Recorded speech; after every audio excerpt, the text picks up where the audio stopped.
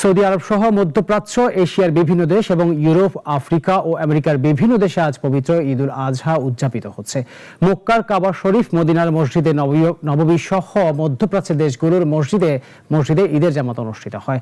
মধ্যপ্রাচ্যের বাহরাইন, কাতার, কুয়েত, দুবাইয়ের ঈদের জামাত অংশ নেন প্রবাসীরা।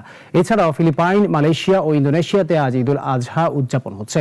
বাহরাইনে প্রবাস জীবনের নানা ব্যস্ততা, পরিবার পরিজনের দূরত্ব আর স্বজনদের অভাবের মাঝেও ঈদের আনন্দ ভাগাভাগি করে নিতে একত্রিত হয়েছেন প্রবাসী বাংলাদেশিরা। সারা বিশ্বের মুসলিম উম্মার সবচেয়ে বড় ফেস্টিভ্যাল ঈদ উল আজহা। সবাইকে ঈদ উল আজহার শুভেচ্ছা। ডিউটি থাকা অবস্থায় ঈদের নামাজ পড়ে খুবই ভালো লাগতেছে, আলহামদুলিল্লাহ।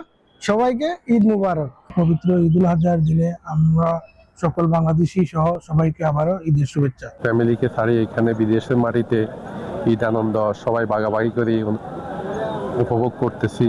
বাংলাদেশ এবং বিশ্বের প্রতিটা দেশের সর্বস্তরের প্রবাসী ভাই বোনদেরকে ঈদ মুবারক। পরিবার নিয়ে আসি আমরা, একটা দেশের জন্য আমাদের মনটা কাঁদে।